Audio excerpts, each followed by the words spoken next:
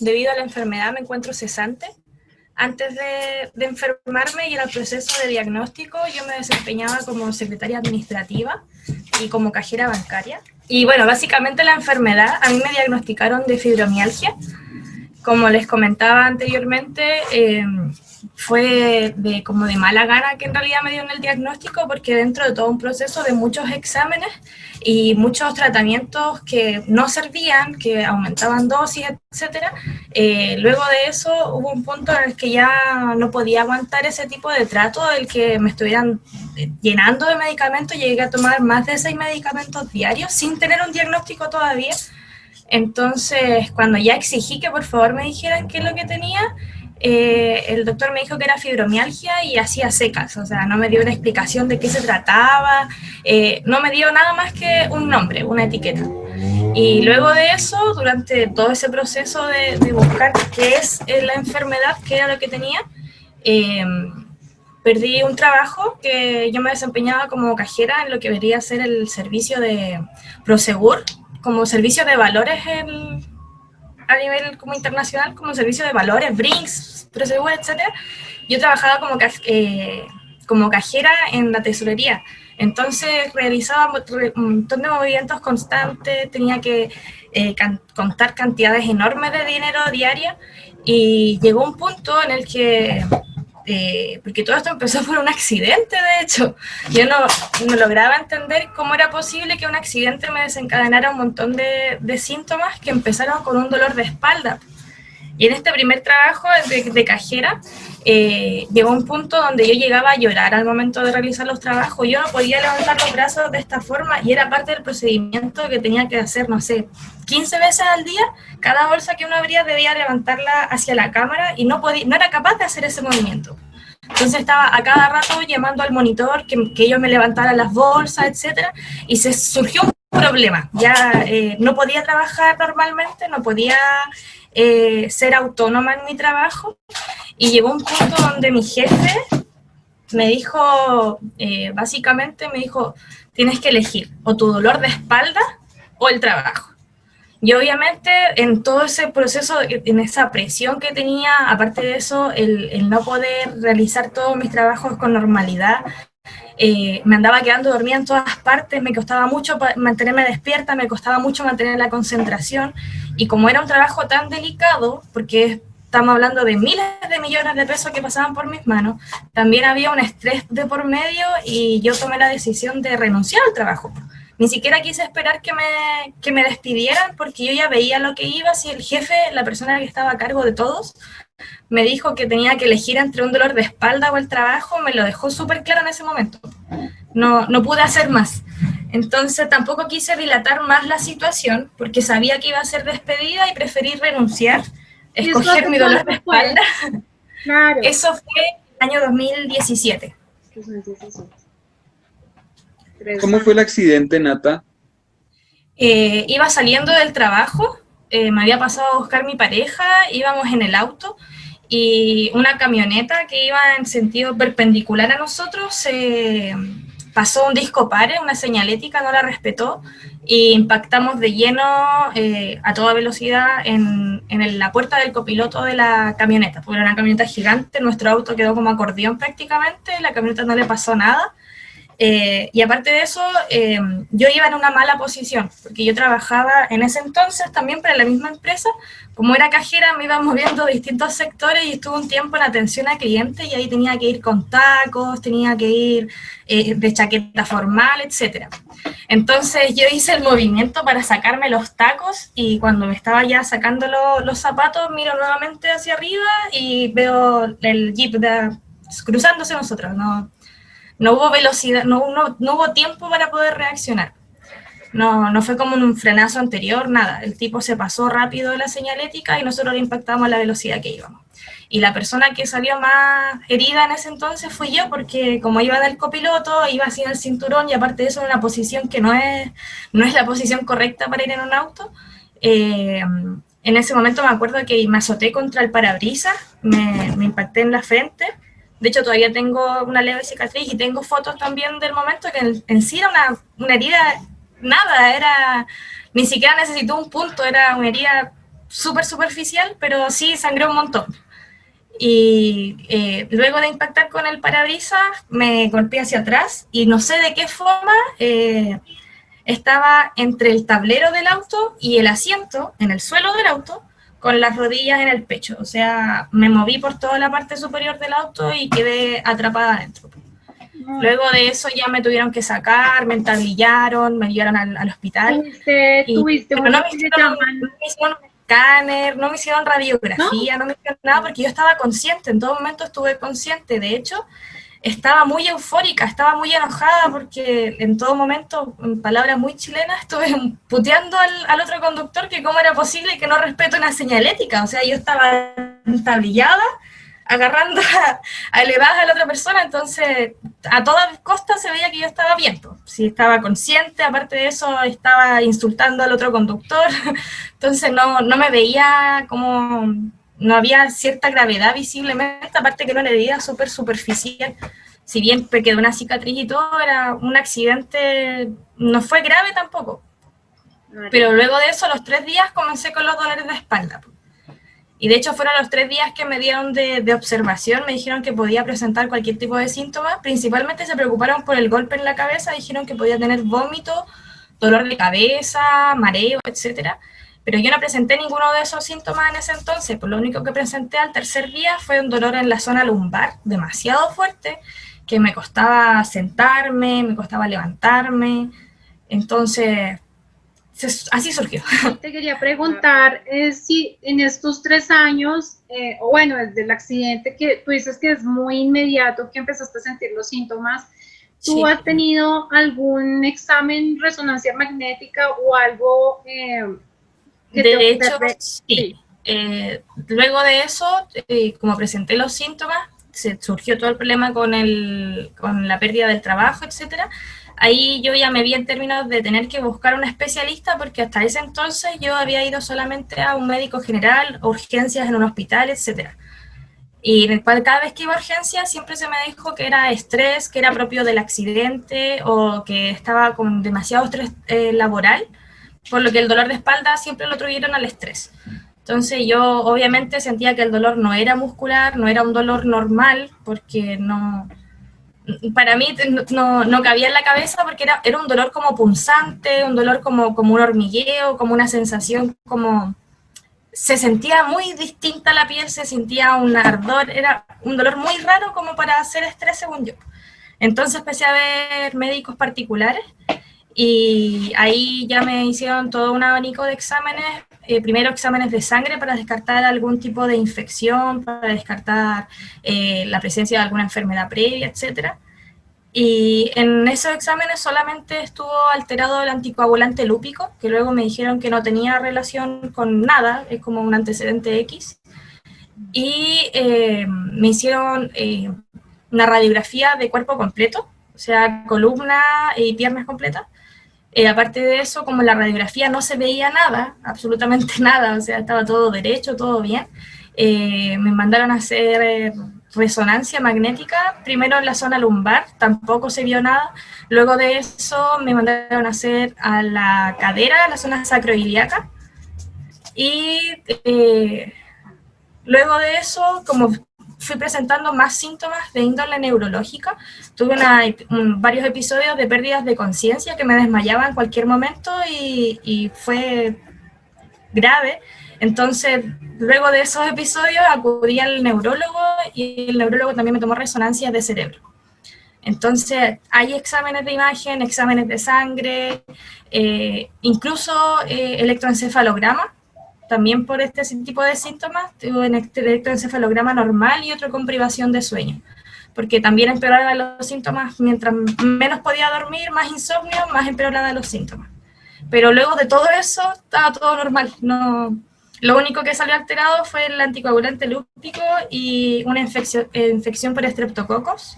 Estuve también con tratamiento, entre medio de todo este proceso de diagnóstico, estuve con un tratamiento de antibióticos por 6 meses, con penicilina, una inyección mensual durante 6 meses y tampoco nos bajaron los índices del antiestreptolicina, no bajó nada. Pero dijeron que tampoco, al igual que el anticoagulante, era otro caso así como aparte. porque tampoco tenía una relación directa con los síntomas, que en ese entonces ya eran muchos síntomas, ya lo que empezó siendo un dolor de espalda era un dolor en el pie, en la mano, no poder levantar los brazos, no sé, un dolor de cabeza inexplicable, que era como una sensación como de electricidad, como de hormigueo, como de adormecimiento. Llegó un punto incluso que se me durmió el cuerpo completo, que no sentían del cuello hacia abajo, era como cuando uno se le duerme las manos, las extremidades, pero todo el cuerpo, no, me he caído, entonces eran muchos síntomas muy raros y muy seguidos también, pues si todo esto inicialmente pasó como en un margen de 2 años hasta tener el diagnóstico ya confirmadísimo. Entonces empezaste a tener muchos síntomas y ¿cuál fue la reacción de tu familia, de tu pareja, viendo todo esto que te estaba pasando?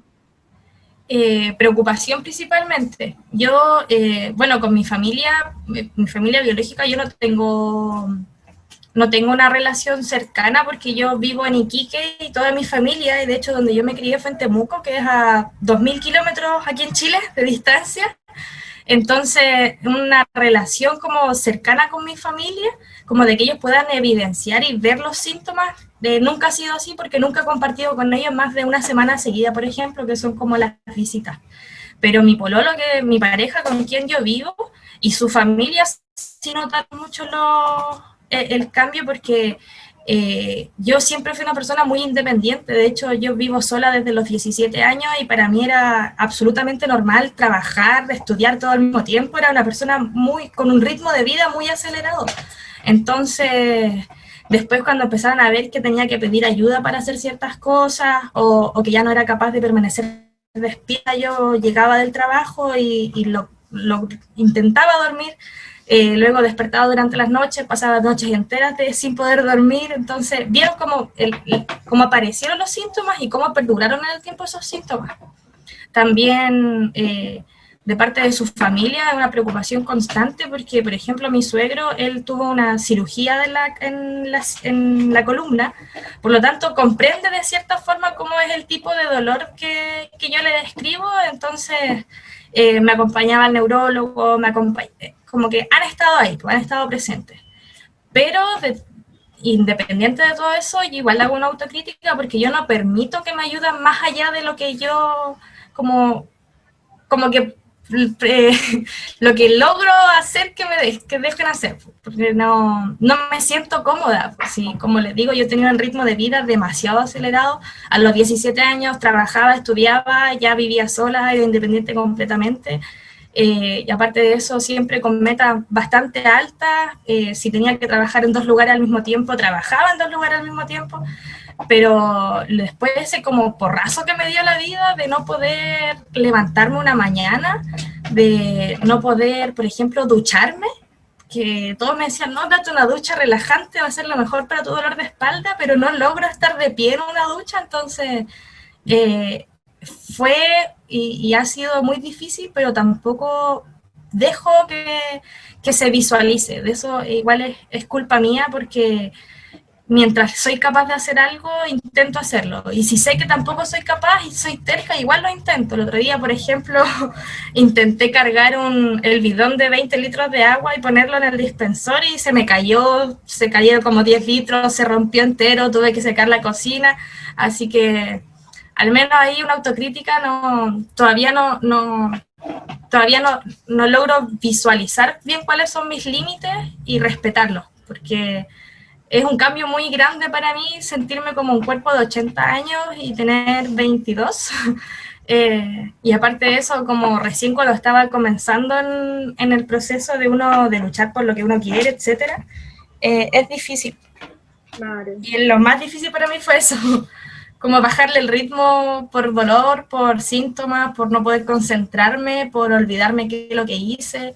Y también es una preocupación hacia mí misma porque, por ejemplo, el otro día se me olvidó lo que hice durante 3 horas y nunca me había pasado y me puse en el caso qué hubiera pasado si es que estas 3 horas que no me acuerdo me pasa cuando estoy en la calle o cuando hubiera estado haciendo un trámite o en otro lugar que no sea mi espacio donde ya estoy acostumbrada y ya por último si no me acuerdo dónde dejé las cosas y no me acuerdo si comí, etcétera, estoy en el lugar donde me siento segura. pero puse en el caso, ¿qué pasó si hubiera pasado en la calle? Me sentí absolutamente vulnerable porque, por lo mismo, porque es chocante tener como esos cambios en la rutina, en el día a día. Bueno, entonces tú sientes que tu familia y tus amigos sí comprenden que tú tienes pues un problema de salud, ¿verdad? Sí. Sí lo Sí, sientes.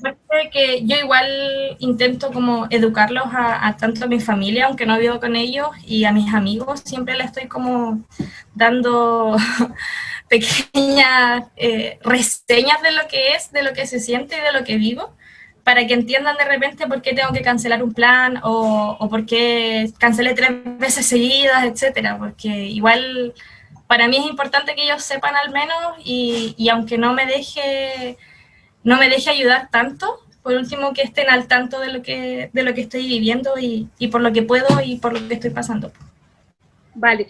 ¿Y tú sientes que algo que contribuyó en que ellos comprendieran tu problema de salud tuvo que ver, por ejemplo, con lo que los médicos decían o cómo explicaban tus síntomas? ¿O qué cosas podrían hacer que ellos realmente vean que tú tienes este problema y que eventualmente necesitas apoyo?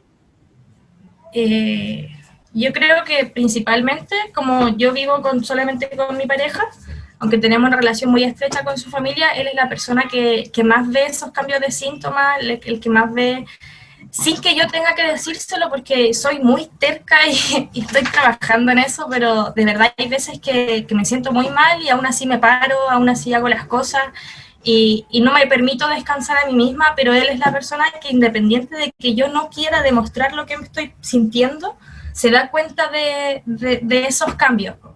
Se da cuenta por ejemplo, del límite, los límites que estoy teniendo, de no poder caminar más de la cuenta, de no poder hacer fuerza, de olvidarme de cosas, de repente estamos hablando y se me olvida completamente lo que estoy hablando, se me olvida una palabra, luego de esa palabra ya olvido la frase completa y ya se me fue completa la idea, entonces como vive día a día conmigo la enfermedad. Se da cuenta y más allá de lo que yo verbalizo, se da cuenta con hechos de que me está afectando porque hubo un tiempo en que tuve demasiados accidentes domésticos muy seguidos.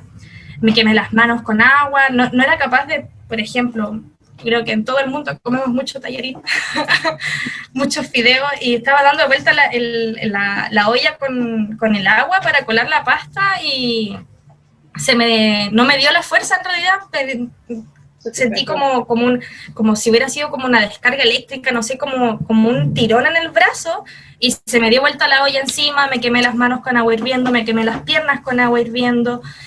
Hubieron otros episodios donde lo mismo, me cortaba, me quemaba, y cosas muy seguidas, y de hecho quedé con varias cicatrices en los brazos, en las manos. Por ejemplo, un día estaba lavando la loza y también me dio como un espasmo y apreté el vaso, en vez de ser cuidadosa, apreté el vaso y se me rompió en la mano, sangré un montón.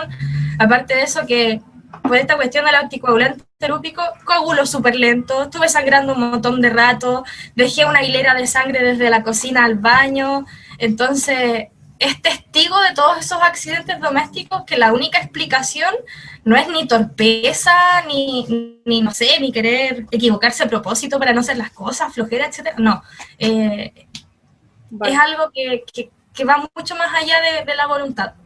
No, se da cuenta que es una enfermedad lo que lo provoca. ¿Cómo te has adaptado, cómo te estás adaptando al mundo con todos estos nuevos síntomas que tienes?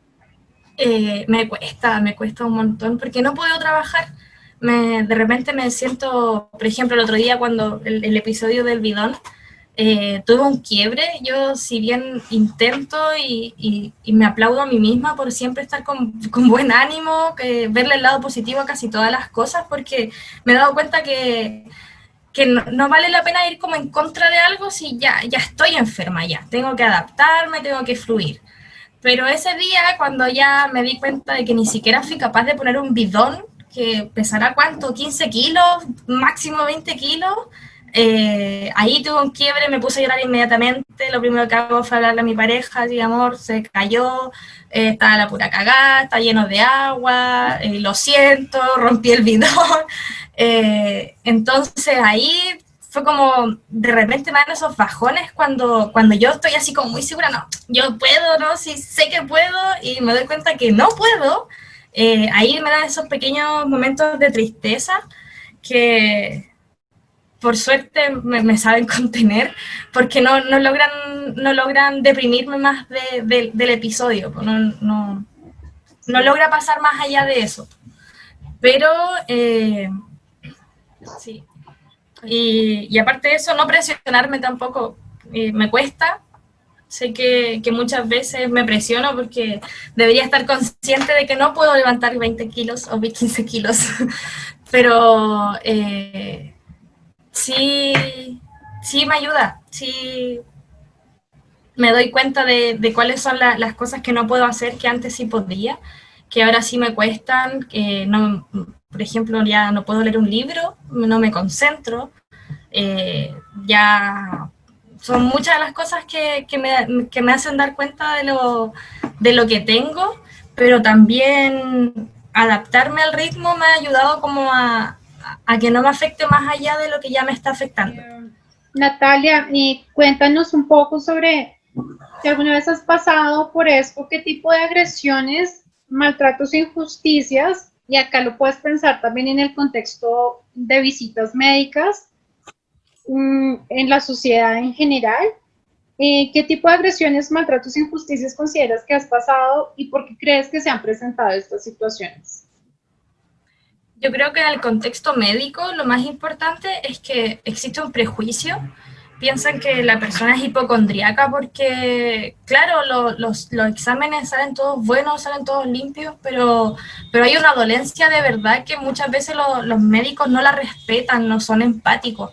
Yo, de hecho, ya no voy al médico, no tomo ningún tipo de medicamento, ya estoy como casi aburrida, enojada, ya estoy harta de toda esa industria médica porque pero nunca ningún doctor se sentó a preguntarme cómo me estaba afectando.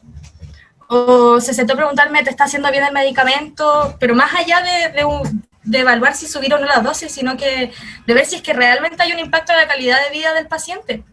Porque muchas veces me veían como yo estaba, no sé, pues con 19, 20, 21 años sentada en las consultas con así una carpeta enorme de exámenes y siempre era el mismo comentario, que podría dejar de ser tan nerviosa, que estas enfermedades somatizan todo, y yo hay algo que ya no soporto es la palabra somatizar, porque de verdad yo pienso, incluso me lo dijo el neurólogo, que a lo mejor tuvo una vida así como con muchos traumas emocionales, etcétera, y yo no me cabía en la cabeza cómo podían decirle eso a una persona que tiene un dolor físico real. Para mí la mayor injusticia y maltrato es la falta de empatía de los médicos que a uno nos ven, porque pasé por un montón de especialistas, pasé por un montón de médicos generales, pasé por un montón de personas que toman exámenes que también se toman la atribución de emitir un juicio, así como, hoy tantos exámenes y se ve tan jovencita. Entonces, y aparte de eso, el tema de mi edad, porque claro, si yo me pongo a explicarle a cada persona que conozco, hoy sabes que no puedo hacer eso porque tengo tal enfermedad y es una enfermedad que no es conocida, que aunque uno diga el nombre y uno dé una explicación, nadie no lo entienden, como que necesitan ver a alguien con muleta en silla de ruedas para darse cuenta de que la persona está enferma. Y aparte de eso, emiten demasiados juicios por ver a una persona, claro, de veintitantos, que a lo mejor no le va mal en la vida, etcétera, y piensan, no, pero es que no se ve mal, o hacen juicios muy como que alivianan tanto sus capacidades que no se dan cuenta que hay personas que le encantaría poder levantarse a correr un domingo en la mañana. Sí. Porque muchas veces me han dicho, ay, pero ¿cómo te va a doler tanto el cuerpo si caminaste nomás? O si hay un trayecto súper corto, si cualquiera puede caminar eso. O no sé, pues hasta mi abuelita va al lago a comprar sola.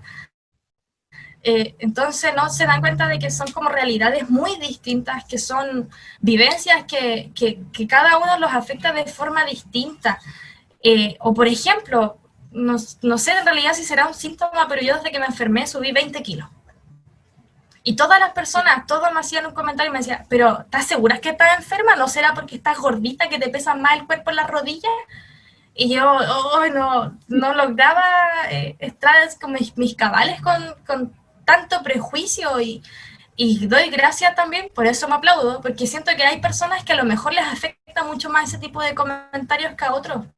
Porque yo en vez de sentirme mal por estar con 20 kilos más de lo que a mí me gustaría o de lo que es mi normal, yo me daba cuenta de que no estaba comiendo de más, que no había un cambio tan grande en mi actividad física, entonces yo me di cuenta, no, esta cuestión debe ser esa enfermedad que todavía no saben qué es lo que es. Yo siempre se lo atribuyo a eso porque sentía que debía aliviarme a mí misma ese peso de los prejuicios que tiene la gente, del prejuicio que tiene el médico, del prejuicio que tiene la persona que te toma el examen, del prejuicio que tiene, no sé, pues el que te atiende en el negocio, no sé, la persona que te mira feo en la micro por ir sentado y no darle el asiento. Entonces son cosas muy cotidianas, pero se ve todo el día, se ve todos los días porque es una enfermedad invisible, porque la persona, no sé, pretenden verlos con los moretones para poder entender, para poder comprender de que el otro no puede caminar lo mismo, de que el otro no puede hacer la misma fuerza, de que no puede hacer los mismos movimientos, que independiente de que uno se vea bien, no está bien, pues no. Yo creo que el prejuicio es lo más injusto y es como el mayor maltrato en general, los médicos, todo. Natalia, yo te quería hacer una pregunta. Mencionaste que te valoraron varios especialistas y que en algunos casos los especialistas pues incluso te hacían comentarios como estás somatizando u otro tipo de comentarios que quizás estaban orientados a decirte estás sufriendo algún tipo de patología o trastorno psicológico o psiquiátrico.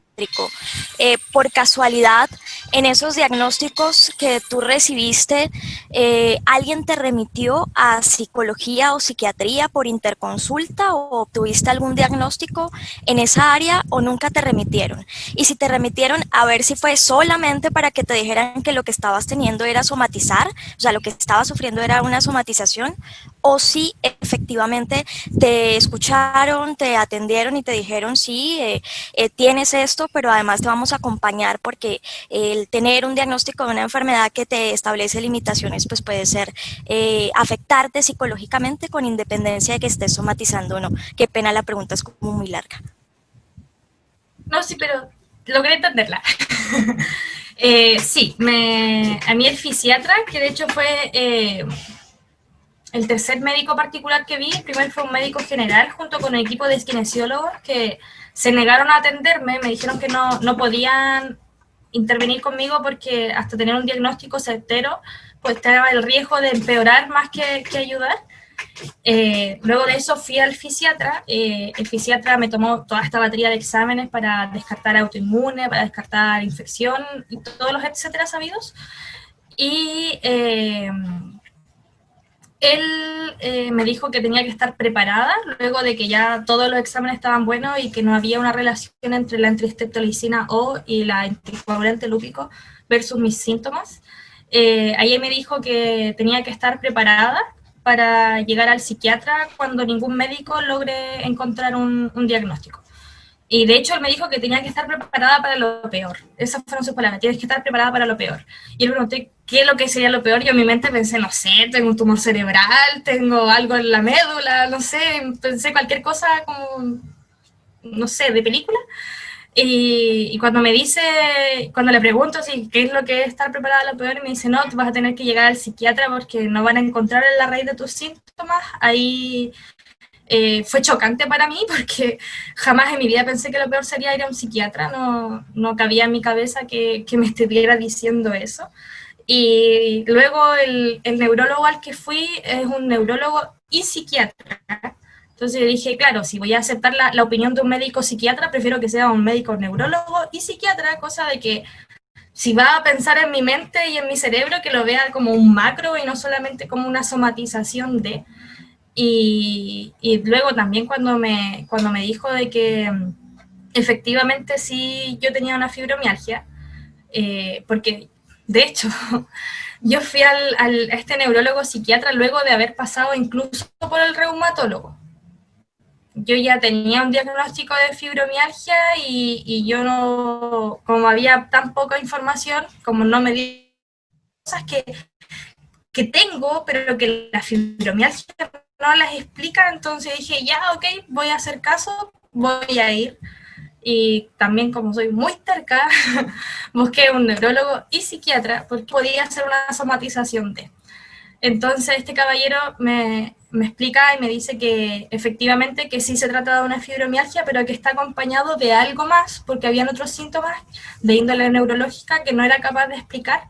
Y también me señaló incluso que podía ser de haber vivido muchas cosas traumáticas a lo largo de mi vida, porque este caballero, a diferencia de todos los otros médicos que vi, este neurólogo psiquiatra me hizo una entrevista de 3 horas. Yo es lo único destacable que doy es que de verdad me hizo una entrevista de 3 horas, me preguntó desde mi vida, desde la infancia hacia adelante, porque los episodios de pérdida de conciencia venían desde la infancia, me hizo un estudio como de, ¿cómo se llama esta enfermedad? Epilepsia, etcétera, y cosas así, porque es lo que él pensó que podía ser.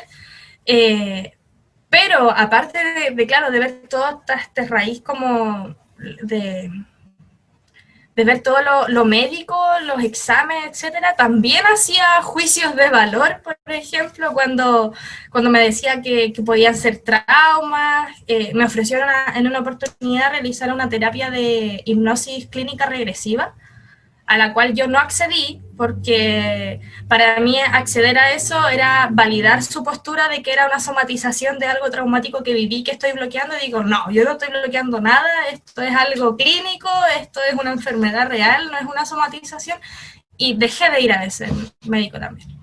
Entonces, cada vez que me vienen con un prejuicio como que fuese una somatización obviamente yo creo que es algo normal que yo tenga cierto rechazo a ese tipo de especialistas, porque independiente de que este caballero, claro, al ser neurólogo, intentó averiguar todas las raíces de todo lo demás y no encontró nada, todo salió normal, incluso el electroencefalograma, la resonancia, todo normal, nada hacía ver que había algo más. Entonces, no.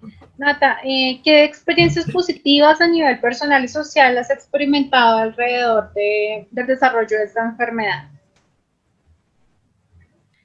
Me he vuelto mucho más empática como persona al darme cuenta en realidad, vivir todo este proceso que es súper difícil. Yo encuentro que para alguien joven o para cualquier persona a cualquier altura de su vida es un proceso muy difícil encontrarse con una enfermedad que es tan limitante y tan poco conocida y tan poco visible a la vez.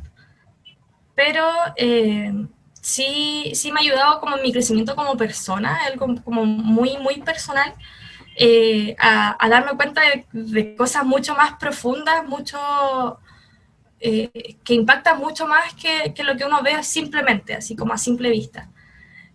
Y socialmente, bueno, en realidad acá en mi país, bueno, Chile es pésimo en todo sentido, no hay como una empatía general de las personas. Entonces, por ejemplo, la universidad me ha significado que cueste más, pero con el mismo nivel de exigencia, como que desde el punto de vista social de cómo uno se desempeña, no le veo como algo positivo realmente, no logro verle algo positivo porque no están los medios como para poder desempeñarse de forma normal, o no existe como esa falta de prejuicio a nivel de sociedad, porque como les decía, el prejuicio no es solamente del médico, sino de que todas las personas que te rodean, todas las personas que ven a alguien súper normal, pero que está incapacitado de hacer ciertas cosas, en el fondo, no sé si es Chile, pero de verdad que socialmente no veo que haya algo positivo que rescatar. Pero desde el crecimiento personal sí, porque uno creo que cuando uno es joven siente que se puede comer al mundo y que puede hacer todo lo que uno quiere. Y ese porrazo me costó, y ese porrazo me hizo darme cuenta de que hay cosas mucho más importantes que no son tangibles, que no es un trabajo soñado, o que no es algo que uno pueda, no sé, comprar con esfuerzo, sino que son cosas más del crecimiento personal, más de cómo uno es como persona, de nuestro constructo, qué cosa llama como superficiales, por decirlo así. Cuéntanos para ti, ¿qué es vivir con fibromialgia? En tus palabras, Wow. ¿qué significa eso para ti? Yo creo que es como un esfuerzo diario y es que es muy difícil, yo creo que es muy difícil vivirlo y más aún es difícil como pasarlo a palabras, porque el proceso es tan inexplicable, uno se va encontrando, es como conocerse cada día, aprender a conocerse nuevamente, porque aparte de tener que uno bajar el ritmo y adecuarse como a nuestras limitaciones o a cómo uno se siente, también tiene que uno por primera vez y obligadamente prestar atención a cuáles son las señales que tiene nuestro cuerpo para comunicarse consigo mismo. Para mí eso es como eh, es fundamental para poder vivir con fibromialgia, porque por ejemplo, desde que dejé de trabajar versus el momento en el que estuve trabajando, que perdí un segundo trabajo, eh, el nivel al que uno se somete cuando está en un trabajo estable, de tener que cumplir un horario, de que tener que cumplir con ciertas obligaciones, significaba un dolor tan grande, pero tan grande físicamente y emocionalmente también, porque sentía que se me estaba exigiendo más allá de lo que yo misma podría dar. El simple hecho de llegar al trabajo era un cansancio, el levantarme a las 6:30 de la mañana, tener que alistarme, vestirme, etcétera. Ya eran las 7 de la mañana y yo ya estaba cansada para el resto del día. Llegaba al trabajo y tener que rendir de la misma forma. Cuando uno trabaja en atención a la gente, uno tiene que, con la misma sonrisa, con el mismo entusiasmo, con las mismas ganas, uno tiene que atender a todas las personas que van, todos los clientes, todos los pacientes. En este caso yo trabajaba en el área médica, entonces, y aparte de eso, era súper difícil lidiar con los síntomas, lidiar con el vómito. Tenía que de repente pedir disculpas, irme corriendo al baño, lidiar con los dolores de cabeza, que era imposible acordarme de un número, que se me olvidaban ciertas cosas, se me olvidaba, por ejemplo, estos episodios de pérdida de memoria en que pasé toda la mañana trabajando en hacer un archivador nuevo y clasificar información, y en la tarde cuando me preguntan dónde está la información, se me olvida que hice ese archivador, se me olvida que había clasificado alfabéticamente la información, etcétera. Se me olvida todo un proceso cognitivo que realicé por horas, y estar en el trabajo es distinto que estar aquí en mi casa, estar sin ningún tipo de presión, porque acá se me olvidan ciertas cosas y es como, wow, se me olvidó de nuevo. La forma en la que uno lo asimila es distinto que cuando, por ejemplo, se me olvidó en el trabajo todo lo que había hecho durante toda la mañana, porque en un trabajo uno está expuesto a que tienes que hacer todas las cosas de manera bien, perfecta, porque te están pagando por lo que tú estás haciendo y porque siempre estás no en tela de juicio, pero siempre hay otras personas pendientes de que tú estés haciendo bien tu trabajo. Entonces, la forma en la que me afectaba, por ejemplo, esos olvidos de memoria, el tener que pararme corriendo al baño, por ejemplo, sentirme mareada todo el día, que se me juntaran las letras al leer, que se me trababa la lengua al decir las cosas, era tantos síntomas distintos, sumados al dolor, que el dolor no se ha ido en 3 años. Yo creo que van a ser 4, pero jamás se ha ido y creo que tampoco se va a ir.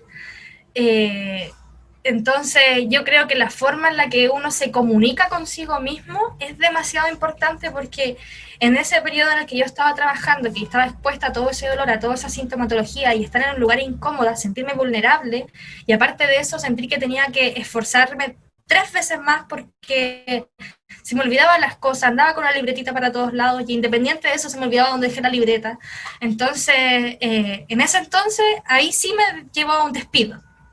Ahí sí me llevó, y yo cuando ya estaban esforzándome lo máximo posible, cuando llegaba temprano todos los días al trabajo, independiente de todo el cansancio mental que tuviera, intentaba realizar mi trabajo, intentaba ser proactiva, pero no sé, pues escaparme al baño 3 veces, 4 veces al día para un jefe no es tolerable, porque yo tengo que estar atendiendo a los clientes, pues. Entonces, toda esa presión hace sentir, obviamente, un aumento de los síntomas, obviamente un aumento en la gravedad de cómo a uno afecta, porque en ese entonces yo dormía 3 horas diarias. Dormir 3 horas diarias significaba andar más lenta mentalmente, menos concentración, más dolor. Entonces, cuando ya me escuché y cuando ya me vi en mi casa, despedida, derrotada, dije, pucha, todo este esfuerzo, toda esta sobreexigencia que he llevado a diario no sirvió de nada. Entonces, si yo no escucharme a mí misma, si yo no empiezo a parar un poco, si yo no empiezo a escuchar esas señales de que mi cuerpo no está bien, de que mi mente no está bien, de que no puedo hacer las mismas cosas, recién cuando me vi ahí en mi sillón derrotada, ahí recién me di cuenta de que tenía que escucharme a mí misma, que tenía que bajar las revoluciones, que tenía que darme cuenta de que, claro, la vida me estaba poniendo, independiente de lo malo que sea perder un trabajo y una estabilidad económica, la vida me estaba poniendo un descanso que tenía que tomar y lo tomé y después me di cuenta de que no estoy capacitada para volver a trabajar. Porque cualquier trabajo al que yo me exponga con ese tipo de horario, con ese tipo de presión, yo no voy a ser capaz de rendir de la misma forma. Entonces, el escucharse a sí mismo yo creo que es lo más importante, que es fundamental, porque quizás cuántas crisis de dolor hubiera tenido en este tiempo si me hubiera vuelto a exigir, hubiera buscado otro trabajo, hubiera intentado nuevamente, y eso es a costa de sobreexigirse más de lo que nuestro cuerpo, de lo que yo actualmente puedo tolerar. Si bien a los 16, 17 años eras capaz de tener 2 trabajos, estudiar todo al mismo tiempo, ahora con 22 no puedo hacerlo. De hecho, es un cambio tan grande, es muy difícil, yo creo que es inexplicable, porque uno tiene que seguir. Yo tengo la suerte de poder trabajar actualmente. Tengo la suerte, en realidad debo decirlo, porque hay personas que tienen la misma enfermedad, que no tienen la misma situación económica y que tienen que ir a trabajar igual, que tienen que estar buscando de despido en despido porque su cuerpo no les da y tienen que seguir haciendo lo que para mí fue tremendo desgaste físico y emocional, pasar por ese lapsus de buscar de buscar un diagnóstico, de ir a médico, de exámenes, de rendir en el trabajo, que me despidieron de uno, que estoy mal en el otro. Hay personas que tienen que someterse a eso siempre. Entonces, yo doy las gracias de que actualmente puedo lidiar con mi enfermedad de una manera mucho más amigable, de poder estar aquí en mi casa actualmente, si bien me duele mucho el cuerpo, me duele mucho la espalda, me duele mucho todo, pero no me están presionando, y por lo mismo me volví más empática también, porque me pongo a pensar en las personas que a lo mejor actualmente no estarían sentadas en un escritorio en su casa, estarían sentadas en el escritorio del trabajo, con un dolor casi a las lágrimas, sin poder, por ejemplo, no sé, pues tienen que quedarse media hora más porque no fue capaz en el tiempo que le dieron de terminar una tarea simple a lo mejor, o de escribir un documento, o de terminar una limpieza de algo, etcétera. Entonces, describir la fibromialgia yo creo que es una lucha constante contra sí mismo, y también de la misma forma una comunicación que se debe dar sí o sí con las señales que nuestro cuerpo está dando, sí o sí. Porque si yo me vi en el esfuerzo máximo y de verdad yo llegaba a llorar en el trabajo, yo me tenía que escapar, y de esa escapada de vómito no es solamente el vómito, es también la lágrima entre medio, es también ese nerviosismo, el mareo, son un montón de cosas que actualmente las vivo en tranquilidad, pero después de todo un proceso, de todo un porrazo en realidad, porque pasar de ser una persona completamente independiente a tener cierto grado de independencia. En mi caso, claro, yo puedo mover mi cuerpo, puedo asearme, puedo hacer todas mis cosas, pero sí tengo una dependencia económica, que yo creo que muchos de los pacientes tienen más de una dependencia, sea económica, a lo mejor necesitan más ayuda corporal, etcétera. Entonces, es muy difícil describirlo. Pero sí es una problemática muy grande. Creo que necesita verse más, necesita saberse más, porque, claro, yo doy las gracias por estar aquí sentada, pero yo me acuerdo hace 3 años atrás yo todavía estaría trabajando después de las 8 de la mañana hasta esta hora, y por lo mismo me pongo en el lugar de las personas que tienen esta enfermedad y quizás llevan más años que yo llevo poquitos años comparado con otras personas que llevan, no sé, 15, 20 años. Para mí es poco, pero son los años más difíciles que he tenido, porque uno tiene que pegarse de como un cabezazo con la realidad, porque independiente de que uno quiera hacer muchas cosas, no puedes hacerlas. Yo ya lo asumí, yo ya no lucho contra mí misma ni contra la enfermedad, porque ya me di cuenta de que puedo tener muy buenas ideas, pero mi cuerpo no está acompañándome al 100% para poder desarrollarlas. Si bien en el momento cuando recién perdí el segundo trabajo y dije, ya, ok, si esta enfermedad es tan grave y no me deja trabajar, por último voy a estudiar. Este año, con el asunto de las cuarentenas y el COVID, tuve que suspender mis estudios. No le di ni siquiera quise someterme a las clases online.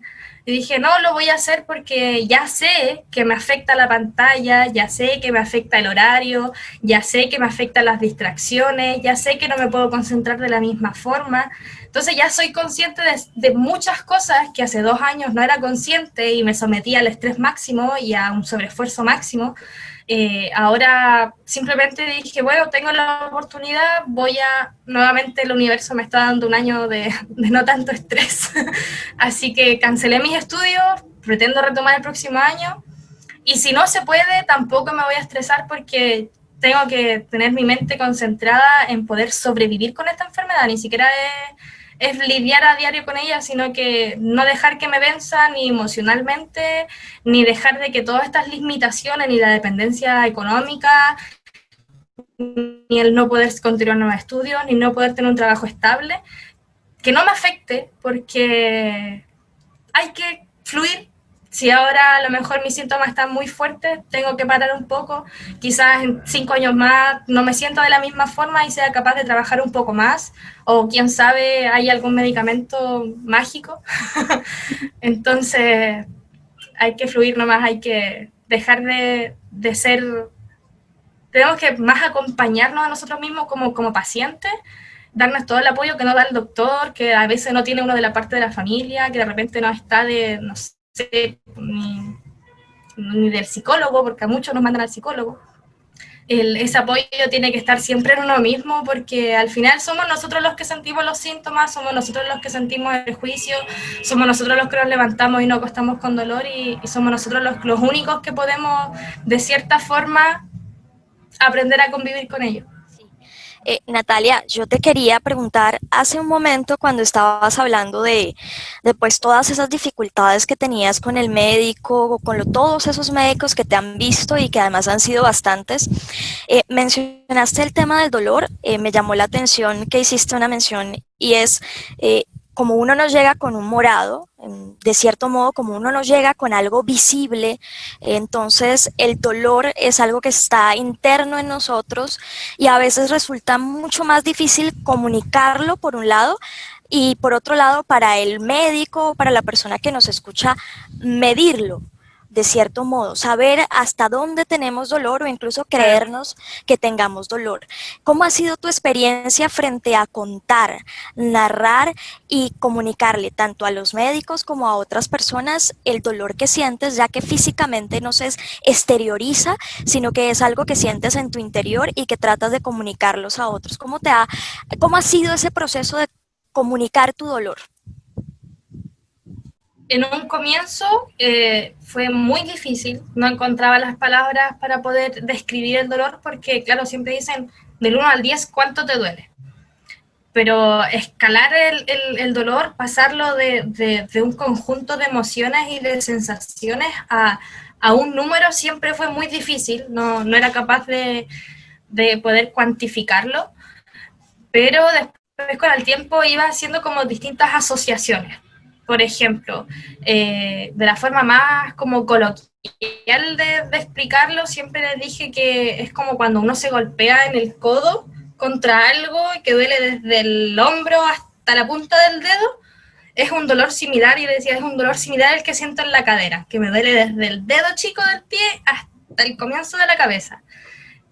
Y de a poco algunos médicos me miraban así como, ¿cómo te va a doler así? Es que es imposible que te duela de esa forma, es que es imposible que te duela todo el cuerpo, y siempre como una negativa, así como de que te así como con sorpresa o como con duda de que realmente fuera capaz uno de sentir dolores de esa forma.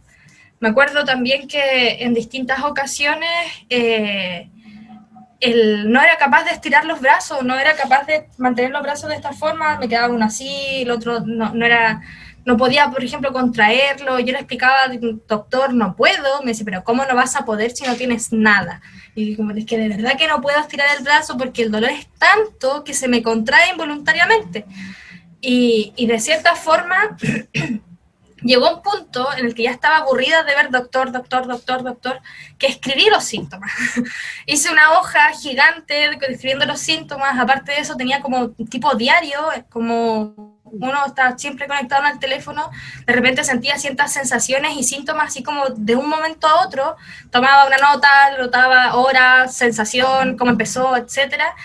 Y había médicos que, claro, me decían, ok, bueno, mucho más fácil saberlo de esta forma, claro, cuando se daban el tiempo de leerlo. Como había médicos que me decían, oye, ¿no crees que eres un poco ansiosa, un poco obsesiva? ¿No crees que a lo mejor le están dando demasiada importancia y por eso te duele tanto? Y yo decía, pero es que ¿cómo va a ser obsesivo? O sea, punto uno, no me creen, y ahora que voy anotando todas las cosas para que no se me olviden, para poder recordarle a usted y para mostrarle qué es lo que está pasando, encuentra que es un síntoma de ansiedad o de ser obsesiva compulsiva, etcétera. Es como una dualidad, pero me ayudó eso de anotar los síntomas. Algunos médicos me miraban raro porque de verdad es como un poco ansioso, obsesivo estar anotando todo, pero desde otra forma igual sirvió. Por ejemplo, el neurólogo le dio un buen uso porque se dio cuenta de otros síntomas que otros médicos nunca habían visto, o que de hecho uno como paciente no sabe qué es un síntoma, que no se da cuenta hasta que te preguntan así como, oye, ¿has tenido esta sensación o te has pasado esto? Y que recién ahí uno lo asimila que, oh, sí, me pasa siempre, pero no sabía que era un síntoma. Entonces, vi tantos médicos y es tan difícil como explicar lo que uno siente. De repente, por ejemplo, lo que más me costó explicar es que el neurólogo se centró en ese episodio como, no recuerdo el nombre previo, pero como una sensación previa que sucede antes de un desmayo.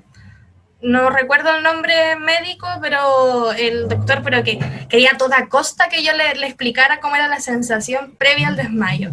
Al punto que me dijo que la única forma de poder así como saber por qué sucedía era que otra persona me grabara cuando yo me desmayo. Entonces yo lo que es como, ¿cómo? O sea, ¿cómo voy a decirle así como, hey, familia, si algún día me desmayo, por favor, grábenme, no hagan nada más que grábenme?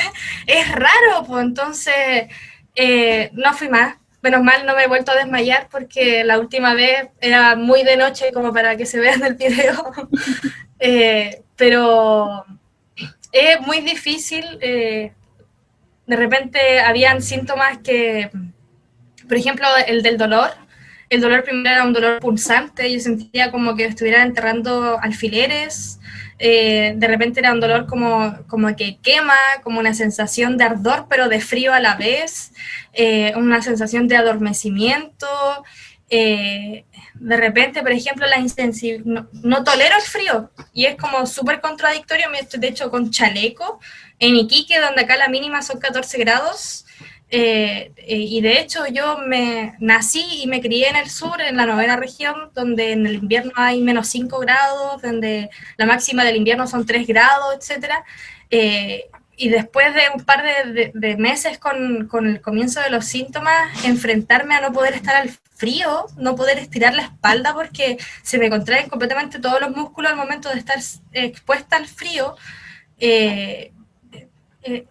No sé, son tantos síntomas y tan difíciles de explicar que creo que es también un problema el no poder verbalizar lo que uno siente porque es demasiado difícil. Son como un abanico de cosas que uno no es consciente que son síntomas, o, o que uno ya normaliza de cierta forma, porque quizás cuánto tiempo uno lleva sintiéndolo, y aparte de eso que es tan difícil poder encontrar como las palabras adecuadas para explicar algo que ni uno mismo sabe qué es lo que es. Yo sentía un dolor y yo no puedo identificar si me duele un hueso, me duele el músculo, me duele un tendón, me duele un nervio. Uno no sabe qué es lo que es. Para eso uno acude al médico, entonces es súper difícil poder verbalizar todas esas cosas. Natalia, por ejemplo, si tú tuvieras la posibilidad, no sé, de conversar con un médico o con todos los médicos o con todos esos médicos que te han atendido, pero que no te han escuchado o te han sojuzgado o te han tratado como de cierto modo con prejuicios, ¿qué querrías decirle a esos médicos? Y en general a todas las personas que te han sojuzgado por tu dolor, por tu sufrimiento y por todo lo que te ha generado la fibromialgia. Yo creo que principalmente como para esos médicos en específico, que el hecho de que ellos no hayan estudiado algo no significa que no exista. O sea, claro, estamos en pleno 2020, pero no está la verdad absoluta de todo hasta el momento. Entonces hay médicos que desde su ignorancia, claro, pueden pensar de que es una somatización, o pueden pensar de que soy hipocondriaca, o que es imposible. Claro, claro. De que el hecho de que claro, de que tengan prejuicio o que piensen que algo no significa que sea cierto. Si bien, por ejemplo, yo a mi neurólogo le perdoné que me haya dicho que es una somatización, porque el caballero tiene como 100 años, tendrá, no sé, 90 y algo. De verdad que el caballero es muy, muy, muy viejito, es RUT 3 millones, yo soy RUT 19, es una eminencia, claro, es muy seco, pero yo tengo que entender y comprender, y de hecho todos los médicos tienen que entenderlo, de que todavía hay investigaciones más allá del día de su egreso, y que a lo mejor tienen que seguir investigando, tienen que seguir creciendo, tienen que seguir nutriéndose de conocimiento para poder seguir ayudando a sus pacientes, porque hay veces que a lo mejor, claro, lo que uno le describe es una locura para ellos, pero tienen que tener un poquito de empatía y bajar un poquito su ego de médico, y entender de que, claro, que puede que hayan estudios que avalen ciertas sintomatologías que a lo mejor cuando ellos estudiaron no estaban, no se conversó, no se habló, así como hay un montón de enfermedades que al día de hoy, después de muchas investigaciones, se dan cuenta de que no eran enfermedades realmente.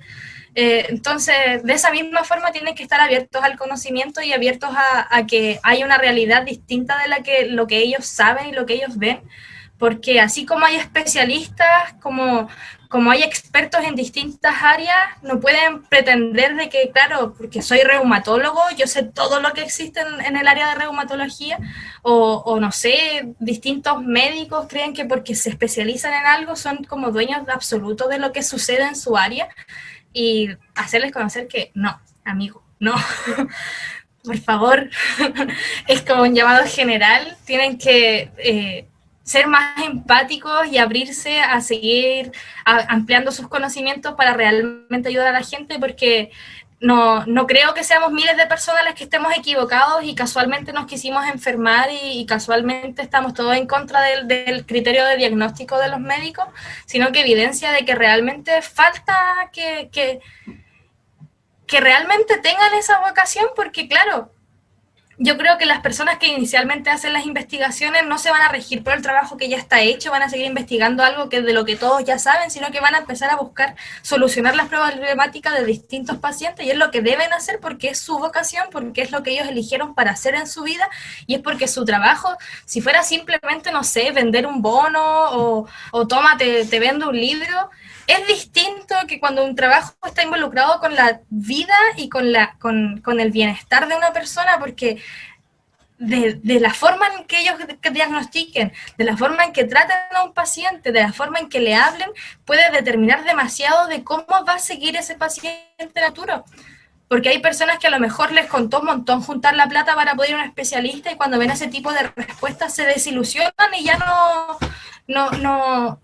o ni siquiera da un absoluto de desilusión, que no tienen los medios para poder seguir intentando y se quedan con esa respuesta prejuiciosa, y después, no sé, pues le hacen caso y toman 6 medicamentos diarios que a la larga van a terminar destruyendo el hígado, los riñones, que van a generar más enfermedades de las que pudieran haber sanado en un momento si es que hubieran escuchado realmente al paciente y si es que hubieran investigado más al respecto. Por último, si es que ya no puedo exigirle a todos que tengan el nivel de vocación de querer ayudar a todos, pero si ya ven que tiene un paciente que ha venido 3, 4 veces, que todavía no sabes, y hay que hacer una autocrítica, que no saben qué es lo que es, que por más exámenes que manden a hacer, por más medicamentos que prueben, no saben lo que es, entonces tienen que ponerse en el caso y tienen que ver al paciente como una persona que necesita su ayuda.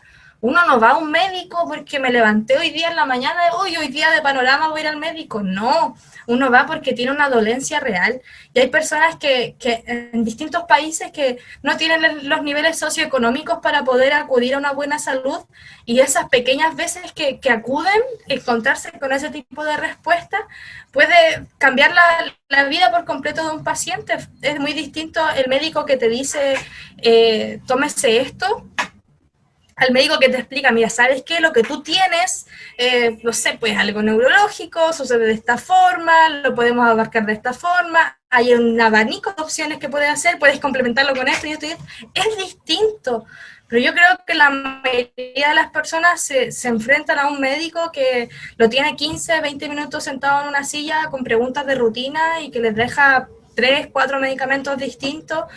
Y si la siguiente consulta le dice, no sé, ¿sabe qué, doctor? Que me siento peor con este medicamento. No, pero complementémoslos con este porque este te va a ayudar. Entonces, abajo a la industria farmacéutica deberían hacer su trabajo como profesional de la salud y hacer cumplir su vocación, que supongo que es lo que uno seguía al momento de escoger qué hacer durante toda su vida. Yo creo que ese es mi llamado general, que de verdad usen su profesión para lo que es realmente ayudar a los pacientes.